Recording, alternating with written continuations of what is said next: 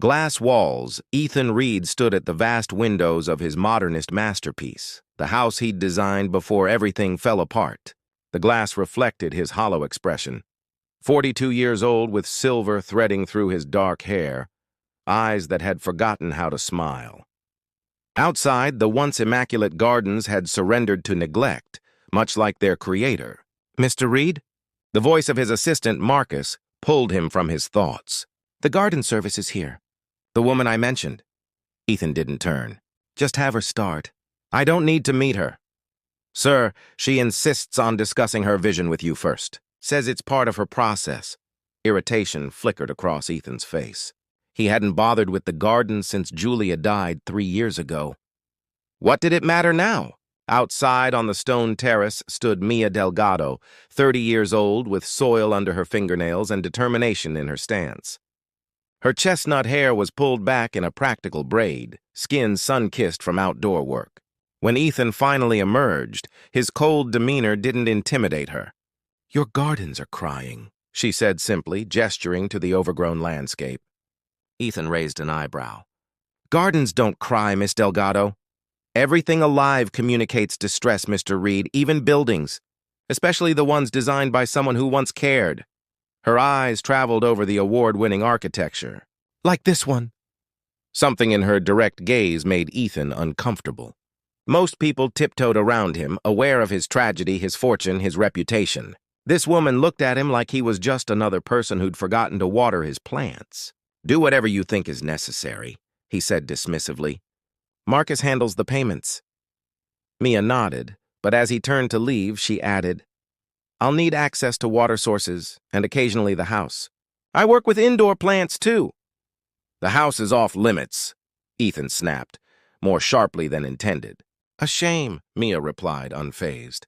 "Buildings need life inside them, too." Over the following weeks, Ethan watched from his glass-walled study as Mia transformed his grounds. She worked with quiet intensity, speaking to plants as she pruned and planted. Sometimes her 9-year-old daughter, Zara, would visit after school, helping her mother with simpler tasks, her laughter carrying up to Ethan's windows like a forgotten melody. One evening, returning from a rare client meeting, Ethan found potted herbs on his kitchen windowsill. A small note read, "For the kitchen that never smells like cooking." He should have been angry at the intrusion, but instead found himself touching the fragrant basil leaves, remembering how Julia had always kept herbs growing in their first tiny apartment. The next day, he discovered Mia kneeling in what had once been Julia's rose garden. "You were explicitly told the house was off limits," he said coldly. Mia looked up, wiping sweat from her brow. "The roses knew her, didn't they?" "Your wife?" Ethan froze. No one mentioned Julia to his face anymore. "These aren't just any roses," Mia continued, gently touching a withered cane. "These are Juliet roses, rare and notoriously difficult. Someone loved them very much." "My wife's name was Julia," Ethan said, the words escaping before he could stop them.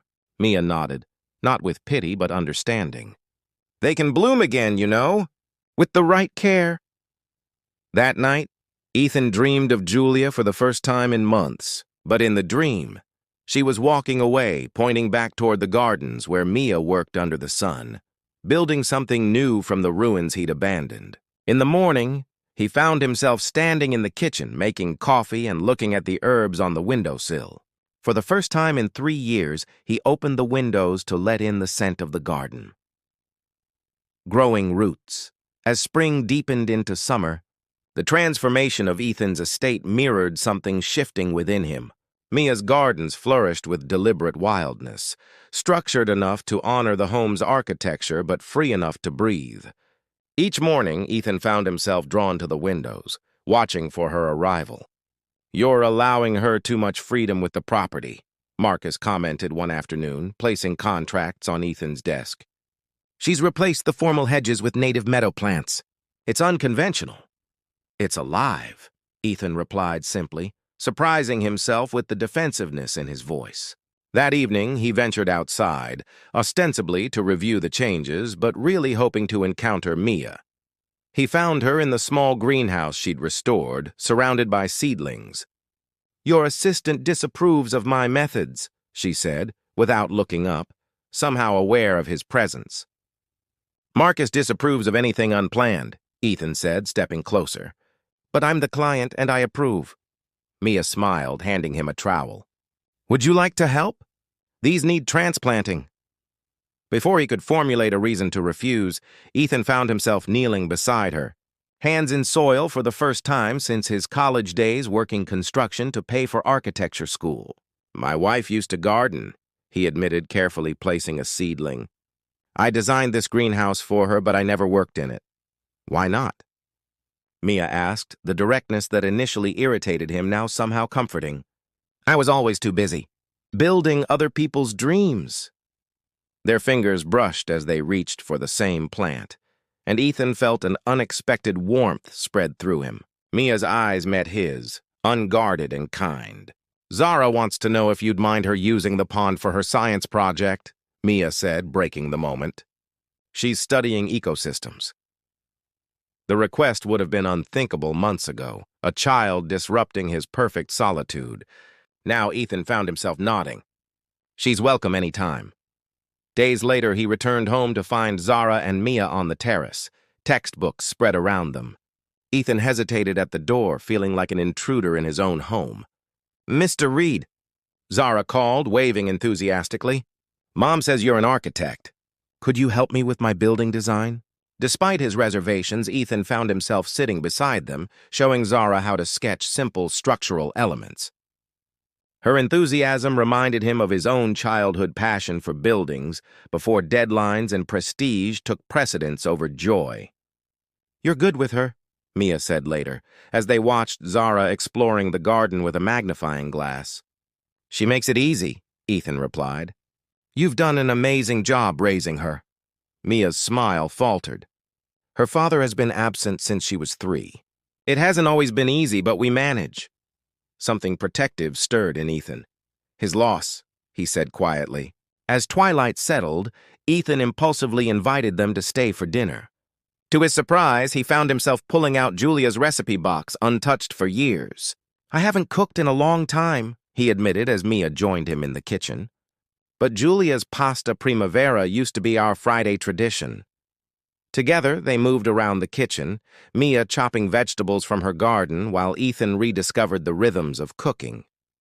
When their hands touched, reaching for the same utensil, neither pulled away immediately. Later, watching Mia and Zara walk to their car, Ethan felt an unfamiliar sensation spreading through him, a warmth he'd thought permanently extinguished.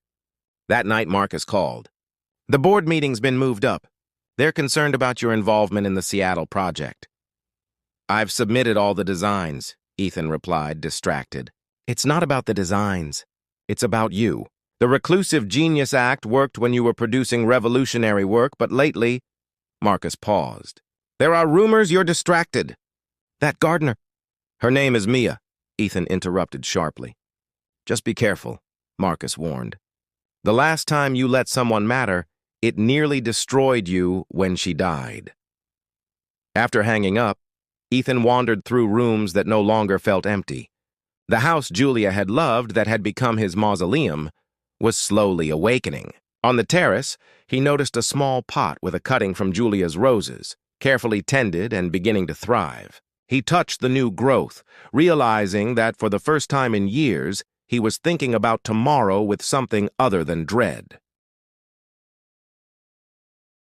Storms and shelter. The autumn rains came early that year, torrential and unforgiving. Ethan paced his study, watching water pound the gardens Mia had so carefully cultivated. 3 months of her presence had changed everything, both outside his windows and within his carefully constructed walls. His phone buzzed with Marcus's name. Another warning, no doubt. The board was growing impatient with his reduced productivity. His once legendary focus had scattered, his thoughts increasingly occupied with a woman who spoke to plants and her bright-eyed daughter. Instead, it was Mia's voice that came through, breathless and panicked. "Our apartment is flooding." The ceiling collapsed. "Zara's scared and we have nowhere—" "Come here," Ethan said without hesitation. "I'll send a car." An hour later, they arrived drenched and shivering. Zara clutched a backpack and a terrarium containing her science project. Mia looked exhausted, her usual confidence dimmed by displacement. "I'm sorry to impose," she began, but Ethan shook his head. "You've brought life back to this place," he said simply. "Let me return the favor."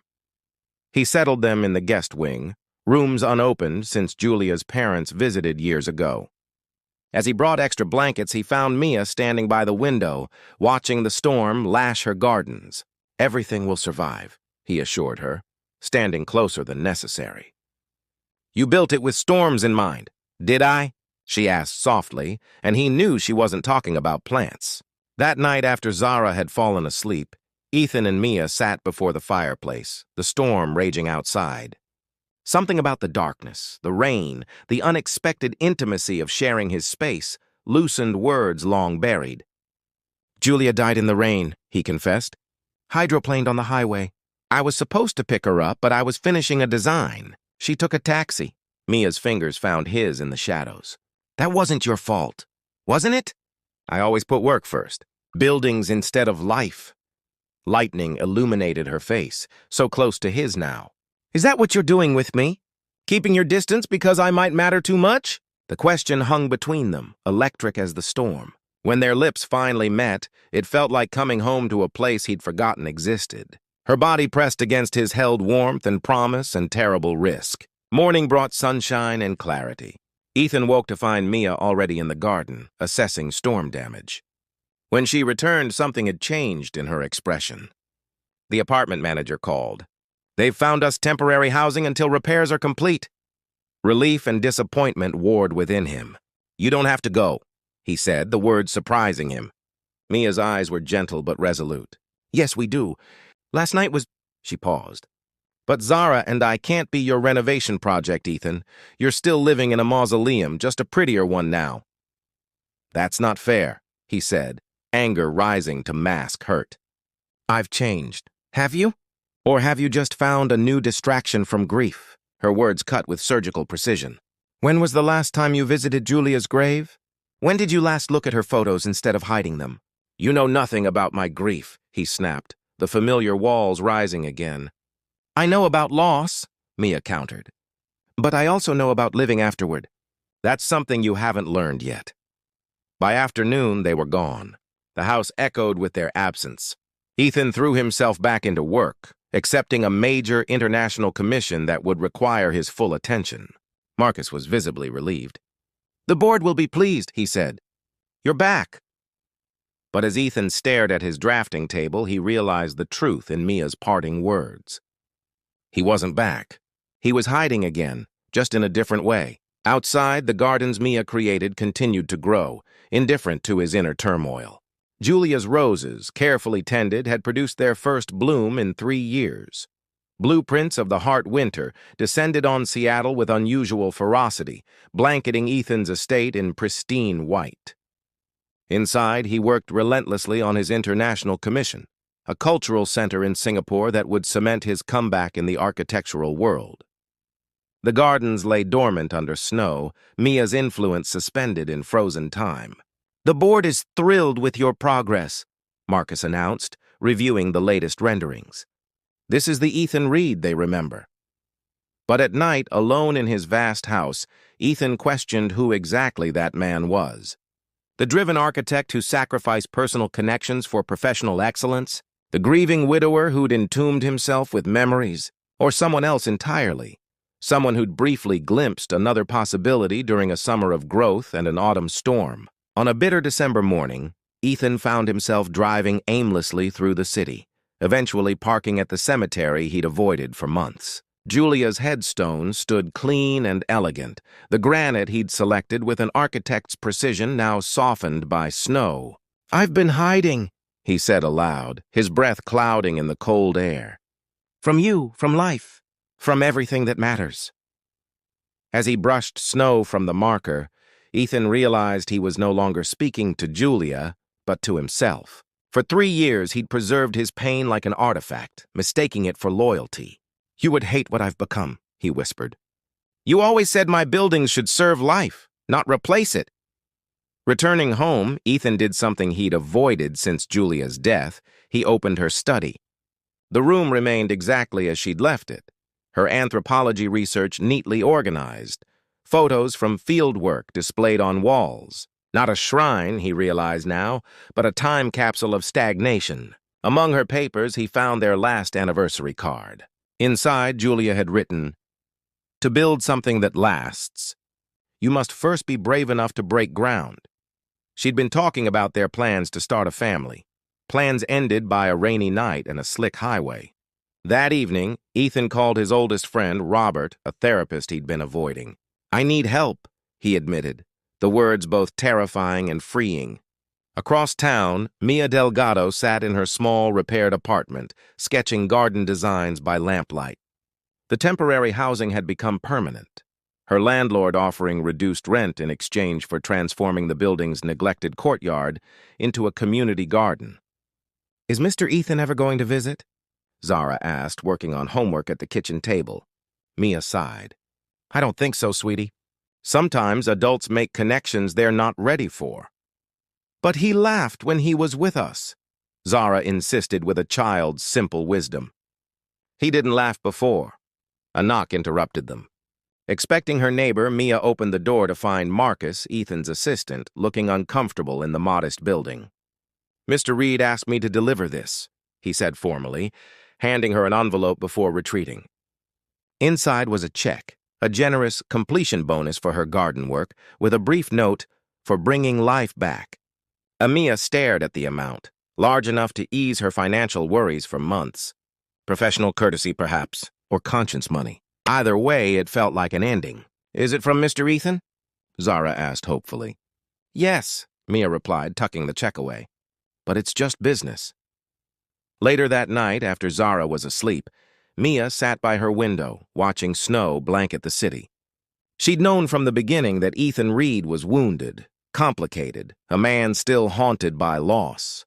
She'd convinced herself their connection was professional, her interest merely in healing a neglected space. The lie felt hollow now. Somewhere between coaxing Rose's back to life and sheltering in his home during the storm, she'd allowed herself to care for the man as much as his gardens.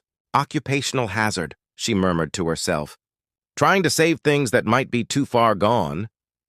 Yet as she sketched new designs for spring planting, she found herself drawing elements inspired by Ethan's architectural style, clean lines softened by natural elements, structure and wildness in harmony.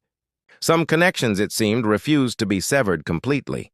As January yielded to February, both Ethan and Mia worked to rebuild their separate lives. He attended therapy sessions, gradually reclaiming Julia's memory as something to honor rather than preserve in unchanging grief. She expanded her business, earning recognition for her ecological approach to landscape design. Neither realized they were creating blueprints for something beyond themselves, foundations being laid through personal growth, awaiting a moment to connect. New foundations spring returned to Seattle with gentle persistence, melting winter's isolation. In Ethan's gardens, Mia's plantings emerged with renewed vigor, having weathered the cold and darkness to bloom once more. Ethan stood on his terrace, surveying the awakening landscape. 6 months of therapy had shifted something fundamental within him. Julia's study had been respectfully reorganized, no longer a shrine, but a space that honored her memory while allowing room for present life. Her photographs smiled from frames throughout the house rather than being hidden away. His phone rang. Marcus, with news that the Singapore project had won international acclaim. "The board wants to discuss your next major commission," Marcus informed him. "They're thinking a museum in Chicago." Ethan took a deep breath.